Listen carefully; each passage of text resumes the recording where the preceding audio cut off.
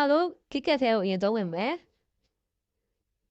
review ရရင်ကျွန်တော်တို့ new ပြောချက်လေးတိစောက်မယ်။ပြီးရင်ကျွန်တော်က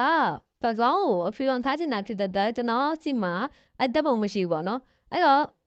အတက်ပုံမရှိတဲ့အတွက်ကျွန်တော်ကတက်ပုံကိုဘာမှရွေးတော့ပဲနဲ့ကျွန်တော်ဘာလုပ်မလဲဆိုရင်ကျွန်တော်တို့ဒီအပေါ်ဘာလေးက stock video ဆိုတဲ့ sound ကိုကျွန်တော်နှိပ်လိုက်မယ်။နှိပ်ပြီးရင်ကျွန်တော်လိုချင်တဲ့ပေါ့နော် background color တွေကိုကျွန်တော်တို့ရှင်းမယ်ပေါ့နော်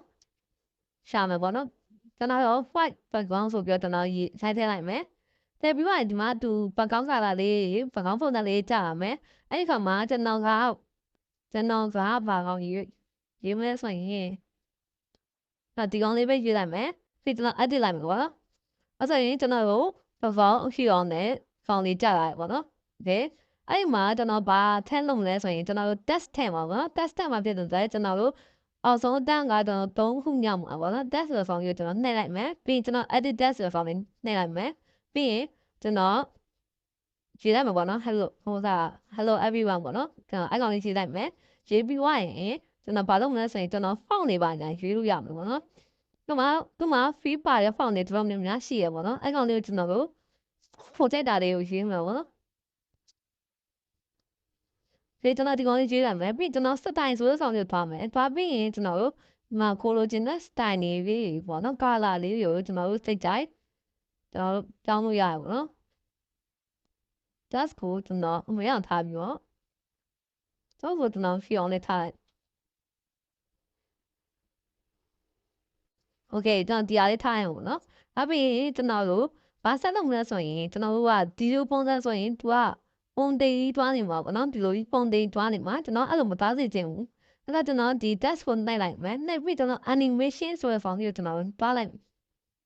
အဲ့တော့တွားပြီးရင်ကျွန်တော်ဒီမှာအဝင်အထက်ဒီ design လေးပေါ့နော် animation design လေးကျွန်တော်ရွေးလို့ရတယ်ပြီးကျွန်တော်အောက်မှာဆိုရင်လည်းအထက်ပေါ့နော်okay အဲ့အောင်လေးကိုလည်းကျွန်တော်တို့ထည့်တဲ့ design လေးကျွန်တော်ရွေးမယ်အဲ့ဒီမကြိုက်ဘူး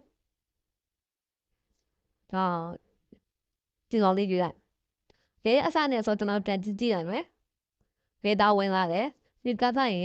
အဲ့လိုပြန်ထောက်အောင်နော်ဒါတော့ animation test animation ထည့်တဲ့ပုံစံလေးပေါ့နော်ပြီးတော့ဒီ background အနောက်ကိုကျွန်တော်ထည့်တော့ဦးကျွန်တော်ဖြတ်လိုက်မယ်ပြီးရင်ကျွန်တော်ရဲ့ YouTube channel မှာထားရဲပေါ့ကျွန်တော်တို့ဟိုကဆိုအောက်ထူနော်အဲ့ကောင်လေးကိုကျွန်တော်ထည့်လိုက်မယ် okay ကျွန်တော်တစ်ချက်ကြည့်ရ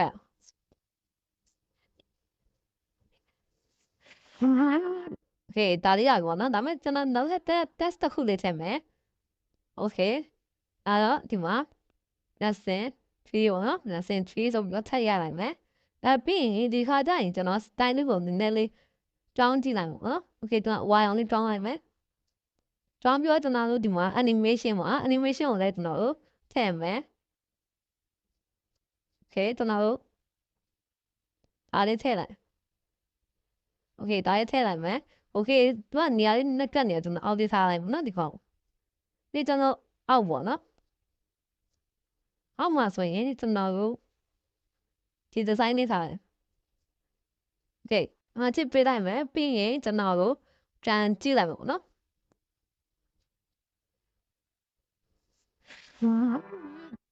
okay ဒါကကျွန်တော်အတိလိုက်တဲ့အပိုင်းလေးပေါ့နော် okay ကျွန်တော်ဒီ lesson 3ကကျွန်တော်ဒီ test ထည့်တဲ့နေရယ်ပြီးတော့တပြိုင်တည်းကျွန်တော် test animation ပေါ့နော် animation ထည့်တဲ့နေကိုကျွန်တော်ပြပြပေးလိုက်တာဖြစ်ပါတယ် okay ကျွန်တော်နောက် lesson 4မှာကန်သိကြပါမယ်